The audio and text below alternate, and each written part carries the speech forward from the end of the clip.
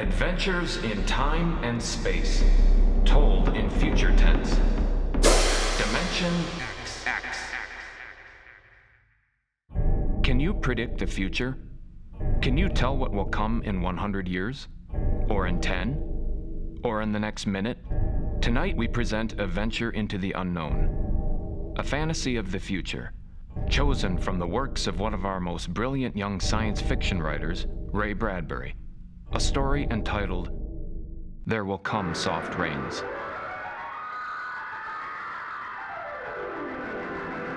The house was a good house, planned and built to be lived in the year 1980.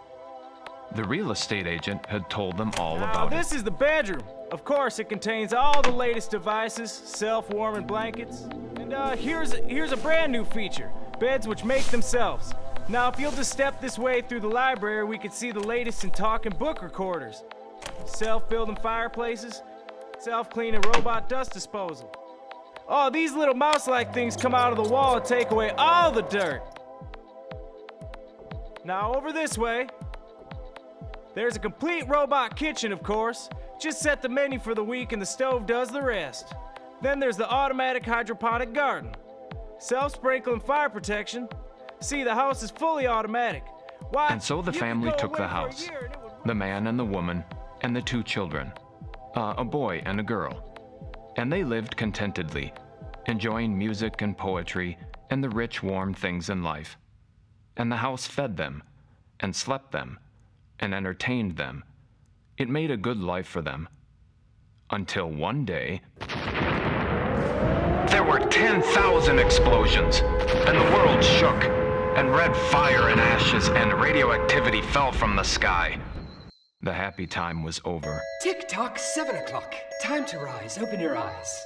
Tick-tock, 7 o'clock. But the Time house to lay rise, empty. open your eyes. The clock talked to the empty morning. 7 to 9, breakfast In the time, kitchen, come and the dine, stove 7 to sighed 9. and ejected from its warm interior.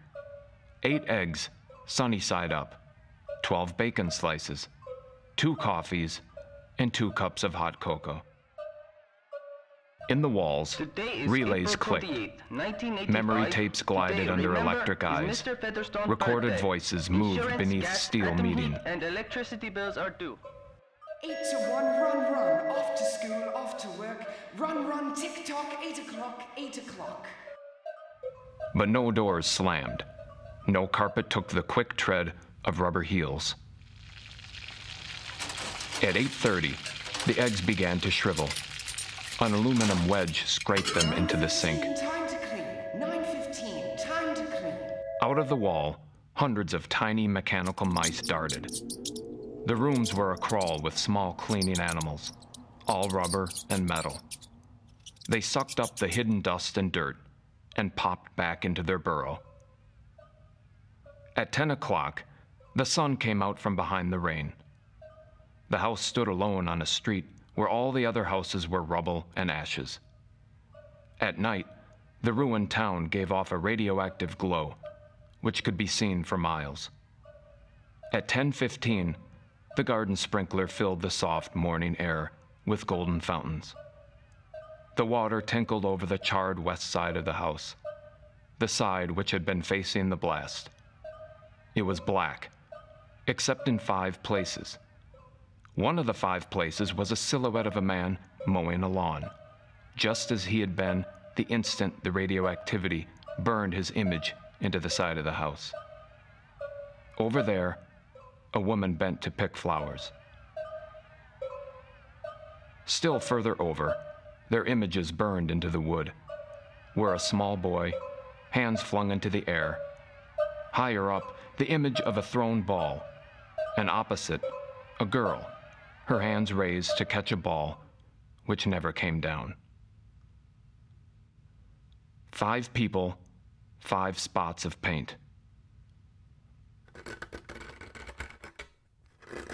On the front porch, the dog whined and shivered. The front door recognized the dog's voice and opened. The dog padded in wearily, thin to the bone, covered with sores. It ran to the kitchen and pawed the kitchen door wildly. Behind the door, the stove was making pancakes, which filled the house with their odor, as prescribed by the automatic preset menu selector. The dog frothed, ran insanely, spun in a circle, biting its tail, and died. 1 o'clock. 1 o'clock. Delicately, sensing decay, the regiments of mice hummed out of the walls, 1:15. soft as blown leaves, their electric eyes glowing. 2:15. The dog was gone. Bridge tables unfolded from the walls of the patio. Playing cards fluttered onto pads. Martinis appeared on an oaken bench, but the tables were silent, the cards untouched.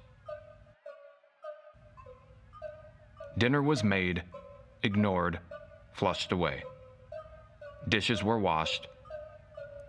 In the study, the tobacco stand produced a cigar with half an inch of gray ash upon it, smoking, waiting, waiting. The hearth fire bloomed out of nothing. 9 o'clock. 9 o'clock. The beds began to warm their hidden circuits, and the phonograph spoke from beside the fireplace. Miss McClellan, what poem would you like to hear this evening? Mr. McClellan? Since you expressed no preference, I shall select at random from among your favorites. Sarah Teasdale, There Will Come Soft Rains. There will come soft rains and the smell of the ground, and swallows circling with their shimmering sound, and frogs in the pool singing at night, and wild plum trees in tremulous white. Robins will hear their feathery fire, whistling their whims on a low fence wire. And not one will know of war, not one will care at last when it is done. Not one would mind neither bird nor tree if mankind perished utterly. And spring herself, when she woke at dawn, would scarcely know that we were gone. The phonograph finished the poem. The empty chairs faced each other between the silent walls. At 10 o'clock that evening, the house began to die.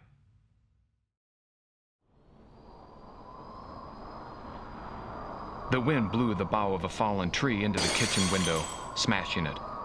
A bottle of cleaning fluid crashed onto the stove.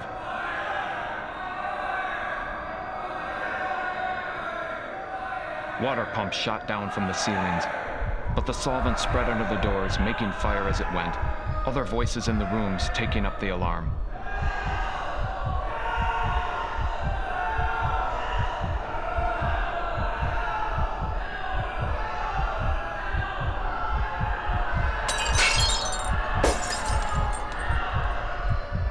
The windows broke through the heat, and the wind blew in to help the fire.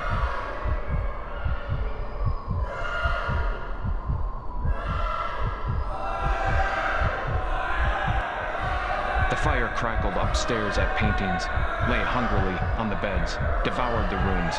The house began to shudder.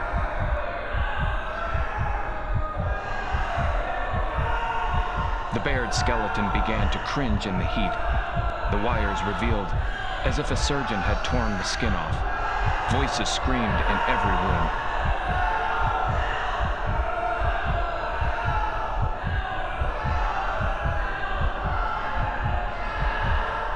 Windows snapped open and shut, like undecided mouths. The time is now 10:10. The time is now 10:10.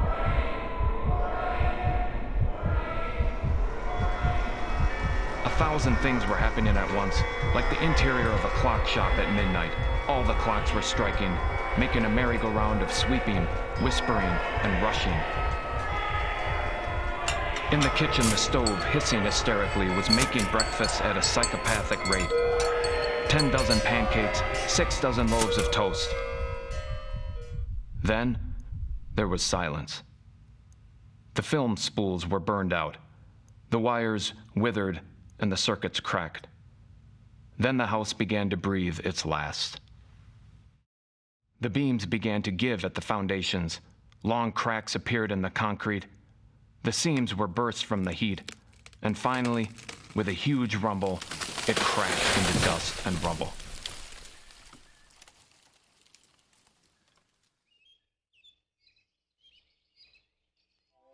Dawn shone faintly in the east. In the ruins of the house, only one wall remained standing. And within the wall, even as the sun rose to shine upon the burning rubble, a voice spoke, again and again and again. No one would mind, neither bird nor tree, if mankind perished utterly. And spring herself, when she woke at dawn, would scarcely know that we were gone.